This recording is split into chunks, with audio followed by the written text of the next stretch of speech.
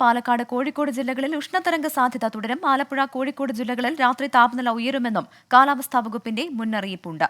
കള്ളക്കടൽ പ്രതിഭാസത്തിന്റെ ഭാഗമായി കേരള തീരത്ത് കടലാക്രമണത്തിനും സാധ്യത. അലക്സ് റാം മുഹമ്മദ് ചേരുന്നുണ്ട് തിരുവനന്തപുരത്ത് നിന്ന്. അലക്സ്, ഈ ചൂടിനൊരു ശമനവും ഉണ്ടാകില്ല എന്ന് തന്നെയാണല്ലേ റിപ്പോർട്ട് സൂചിപ്പിക്കുന്നത്? എന്തൊക്കെയാണ് കാലാവസ്ഥാ നിരീക്ഷണ കേന്ദ്രത്തിന്റെ പ്രവചനം?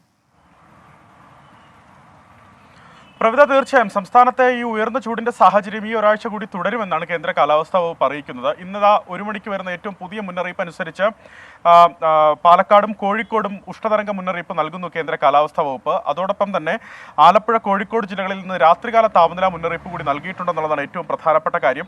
ആകെ 12 ജില്ലകളിൽ ഉയർന്ന താപനില മുന്നറിയിപ്പ് നൽകുന്നുണ്ട് കേന്ദ്ര കാലാവസ്ഥാ വകുപ്പ് എന്നുള്ളതാണ്. പാലക്കാട് ജില്ലയിൽ ഉയർന്ന താപനില 40 ഡിഗ്രി സെൽഷ്യസ് വരെയും, കൊല്ലം, കോഴിക്കോട് ജില്ലകളിൽ 39 ഡിഗ്രി സെൽഷ്യസ് വരെയും, തൃശ്ശൂരിൽ 38 ഡിഗ്രി സെൽഷ്യസ് വരെയും, ആലപ്പുഴ, കോട്ടയം, പത്തനംതിട്ട, കണ്ണൂർ ജില്ലകളിൽ 37 ഡിഗ്രി സെൽഷ്യസ് വരെയും, തിരുവനന്തപുരം, എറണാകുളം, മലപ്പുറം, കാസർഗോഡ് ജില്ലകളിൽ 36 ഡിഗ്രി സെൽഷ്യസ് വരെയും താപനില വർദ്ധിക്കാൻ സാധ്യതയുണ്ടെന്ന് കേന്ദ്ര കാലാവസ്ഥാ വകുപ്പ് അറിയിക്കുന്നുണ്ട്. സാധാരണ രേഖപ്പെടുത്തുന്നതിനേക്കാൾ 3 മുതൽ 5 ഡിഗ്രി സെൽഷ്യസ് വരെ ഉയർന്ന താപനിലയായിരിക്കും രേഖപ്പെടുത്തുക എന്നുള്ളതാണ് കേന്ദ്ര കാലാവസ്ഥാ വകുപ്പ് അറിയിക്കുന്നത്. ഇന്ന് ഉച്ചയ്ക്ക് മുമ്പ് പല മേഖലയിലും, പ്രത്യേകിച്ച് പാലക്കാട് അടക്കമുള്ള ജില്ലകളിൽ രേഖപ്പെടുത്തിയ ചൂട് ഒരുപക്ഷെ ഭീതിപ്പെടുത്തുന്ന ചൂടാണ്. കാരണം സാധാരണ രേഖപ്പെടുത്തുന്നതിനേക്കാൾ 4.7 ഡിഗ്രി സെൽഷ്യസ് കൂടുതൽ ചൂടാണ് കോഴിക്കോട് രേഖപ്പെടുത്തിയത്. ആലപ്പുഴയിലാകട്ടെ 4.8 ഡിഗ്രി സെൽഷ്യസ് ആണ് രേഖപ്പെടുത്തിയത്. കൊച്ചിയിൽ 4.4 ഡിഗ്രി സെൽഷ്യസ് കൂട്, കണ്ണൂരിലും അതുപോലെ തിരുവനന്തപുരത്തും നെടുമ്പാശ്ശേരിയിലും കോട്ടയത്തും ഒക്കെ ഉയർന്ന താപനില സാധാരണ രേഖപ്പെടുത്തുന്നതിനേക്കാൾ 4 ഡിഗ്രി സെൽഷ്യസിന് മുകളിൽ രേഖപ്പെടുത്തിയിട്ടുണ്ട് ഇന്ന് രാവിലത്തെ മാത്രം കണക്കെടുക്കുമ്പോൾ എന്നുള്ളതാണ്. ഉച്ചയ്ക്ക് ശേഷം അതുമല്ല ചൂട്,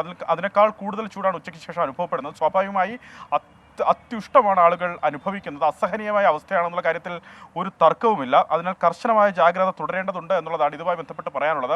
മറ്റൊരു പ്രധാനപ്പെട്ട കാര്യമുള്ളത് കേരള തീരവുമായി ബന്ധപ്പെട്ടാണ്. നമുക്കറിയാം ഈ ഉയർന്ന ചൂടിൻ്റെ സാഹചര്യത്തിൽ അറബിക്കടൽ ചുട്ടുപൊള്ളി കിടക്കുകയാണ്. അറബിക്കടലിൽ ഉയർന്ന തിരമാലയ്ക്കും കടലാക്രമണത്തിനും സാധ്യതയുണ്ട്. തിരമാല ഏതാണ്ട് 1.5 മീറ്റർ വരെ ഉയരത്തിലെ ഉയർന്ന തിരമാലയ്ക്ക് കേരള തീരത്തും തെക്കൻ തമിഴ്നാട് തീരത്തും അത്തരത്തിൽ ഉയർന്ന തിരമാലയ്ക്കും കടലാക്രമണത്തിനും സാധ്യതയുണ്ടെന്ന് ദേശീയ സമുദ്ര സ്ഥിതി പഠന ഗവേഷണ കേന്ദ്രവും അതുപോലെ കേന്ദ്ര കാലാവസ്ഥാ വകുപ്പും അറിയിക്കുന്നുണ്ട്. കള്ളക്കടൽ പ്രതിഭാസത്തിന്റെ ഭാഗമായാണ്. അതിലൊരു പ്രധാനപ്പെട്ട കാര്യം കേരള തീരത്ത് റെഡ് അലേർട്ട് ഇതുമായി ബന്ധപ്പെട്ട് പുറപ്പെടുവിച്ചിട്ടുണ്ടെന്നുള്ളതാണ്. കർശനമായ ജാഗ്രത ഇന്ന് രാത്രി ഈ തീരമേഖലയിൽ പുലർത്തേണ്ടതുണ്ട് എന്നുള്ളതാണ് ദുരന്ത നിവാരണ അതോറിറ്റിയും കേന്ദ്ര കാലാവസ്ഥാ വകുപ്പും അറിയിക്കുന്നത്. പ്രവിധ.